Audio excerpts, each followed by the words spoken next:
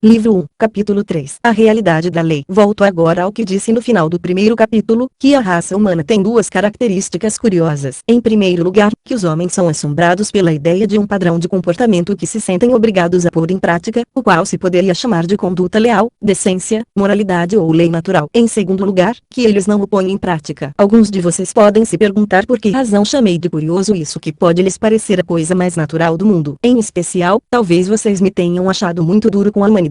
Afinal de contas, aquilo que chamei de transgressão da lei do certo e do errado, ou da lei natural, significa somente que ninguém é perfeito. E por que, ó céus, esperaria eu o contrário? Essa seria uma boa resposta se tudo o que eu pretendesse fosse medir numa balança culpa exata que cabe a cada um de nós por não nos termos portado como queremos que os outros se portem. Não é essa, porém, a tarefa que me propus. Nesta investigação, não estou preocupado com a culpa, estou tentando descobrir a verdade. Desse ponto de vista, a própria ideia de imperfeição, de algo que não é o que deveria ser, tem suas consequências. Se considerarmos um ente como uma pedra ou uma árvore, ele é o que é e não há sentido em dizer que deveria ser de outro jeito. E claro que podemos dizer que a pedra tem a forma errada se pretendemos usá-la para uma construção, ou que uma árvore não é boa porque não faz sombra suficiente. Porém, isso significa tão somente que a pedra ou a árvore não se prestam ao uso que queremos fazer delas, não as culpamos de terem tais ou quais características, a não ser como piada. Temos consciência de que, dado um determinado clima e tipo de solo, a árvore não poderia ser em nada diferente do que é. A árvore que, de nosso ponto de vista, chamamos de má obedece às leis de sua natureza tanto quanto a que chamamos de boa. Vocês veem aonde quero chegar e que o que nós costumamos chamar de leis naturais, o modo pelo qual o clima age sobre a planta, por exemplo, não são leis no sentido estrito da palavra. Essa é só uma maneira de dizer. Quando afirmamos que uma pedra obedece à lei da gravidade, isso não é, por acaso, o mesmo que dizer que essa lei significa apenas o que a pedra sempre faz. Não pensamos realmente que a pedra, quando é solta, subitamente se lembra de que tem o dever de cair. Tudo o que queremos dizer é que ela, de fato, cai. Em outras palavras, não podemos ter certeza de que exista algo superior aos fatos mesmos, uma lei que determine o que deve acontecer e que seja diferente do que efetivamente acontece. As leis da natureza, quando aplicadas às árvores ou pedras, podem significar apenas o que a natureza efetivamente faz. Mas, se nos voltarmos para a lei da natureza humana, ou lei da boa conduta, a história é outra. E ponto pacífico que ela não significa o que os seres humanos efetivamente fazem, já que, como eu disse antes, muitos deles não obedecem em absoluto a essa lei, e nenhum deles a observa integralmente. A lei da gravidade nos diz o que a pedra faz quando cai, já a lei da natureza humana nos diz o que os seres humanos deveriam fazer e não fazem. Ou seja, quando tratamos de seres humanos, existe algo além e acima dos fatos. Existem os fatos, como os homens se comportam, e também uma outra coisa, como deveriam se comportar. No resto do universo, não há necessidade de outra coisa que não os fatos. Elétrons e moléculas comportam-se de determinada maneira e disso decorrem certos resultados, e talvez o assunto pare aí. Os homens, no entanto, comportam-se de determinada maneira e o assunto não para aí, já que estamos sempre conscientes de que o comportamento deles deveria ser diferente. Isso é tão singular que ficamos tentados a nos enganar com falsas explicações. Podemos, por exemplo, afirmar que, quando você diz que um homem não deveria fazer o que fez, quer dizer a mesma coisa quando assevera que a pedra tem a forma errada, ou seja, que a atitude dele é inconveniente para você. Mas isso é simplesmente falso. Um homem que chega primeiro no trem e ocupa um bom assento é tão inconveniente quanto um homem que tira minha mala do assento e o ocupa sorrateiramente enquanto estou de costas. Porém, não culpo o primeiro homem, mas culpo o segundo. Não fico bravo exceto talvez por um breve momento, até recuperar a razão com uma pessoa que por acidente me faz tropeçar, mas fico-te bravo com alguém que tenta me fazer tropeçar de propósito, mesmo que não consiga. Porém, foi a primeira pessoa que efetivamente me machucou, e não a segunda. Às vezes, o comportamento que julgo mal não é inconveniente para mim de modo algum, muito pelo contrário. Na guerra, cada um dos lados beligerantes achará muito útil um traidor do lado oposto, porém, apesar de usá-lo e de recompensá-lo pelos serviços prestados, o considerará um verme em forma humana. Assim, não podemos dizer que o que chamamos de boa conduta alheia é simplesmente a conduta que nos é útil. E, quanto à nossa boa conduta, parece-me óbvio que não se trata da que nos traz vantagens. Trata-se, isto sim, de ficar contente com 30 shillings quando poderíamos ter ganho 3 libras, de fazer o dever de casa honestamente quando poderíamos copiar o do vizinho, de respeitar uma moça quando gostaríamos de ir para a cama com ela, de não nos afastar de um posto perigoso quando poderíamos escapar para um lugar mais seguro, de manter a palavra quando preferiríamos faltar com ela, de falar a verdade mesmo que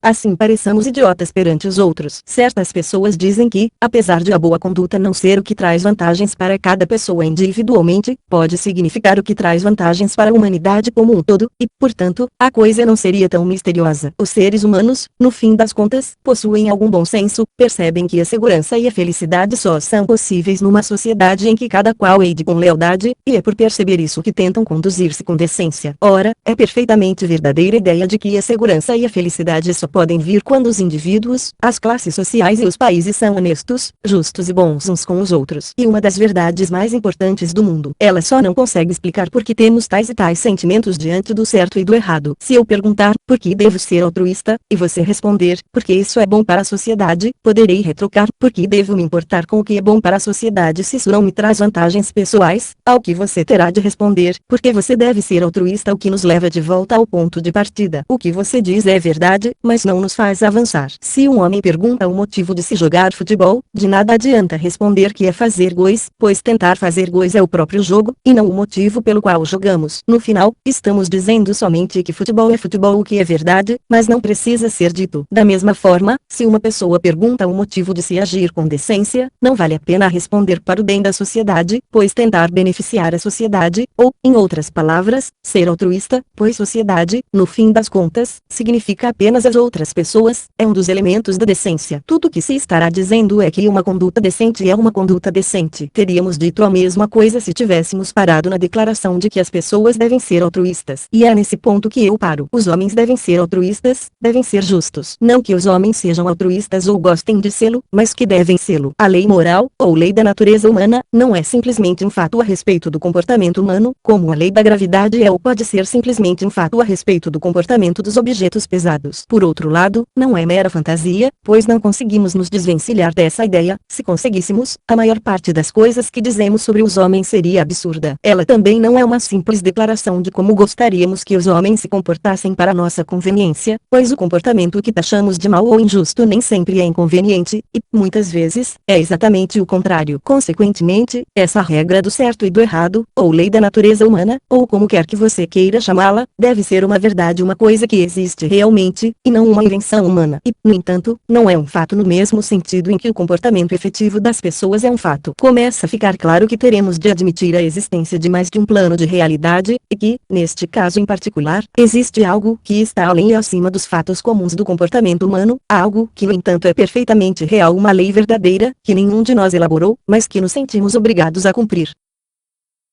O canal Livro Falado tem o propósito de oferecer boa literatura em forma de áudio aos deficientes visuais. Ajude este projeto se inscrevendo no canal, curtindo o vídeo e compartilhando com os seus amigos. Caso esteja gostando do livro, você pode adquiri-lo pelo link na descrição. Comprando pelo nosso link você ajuda o canal com uma pequena comissão sem que nada seja acrescentado ao valor da sua compra. Muito obrigado e nos vemos no próximo capítulo.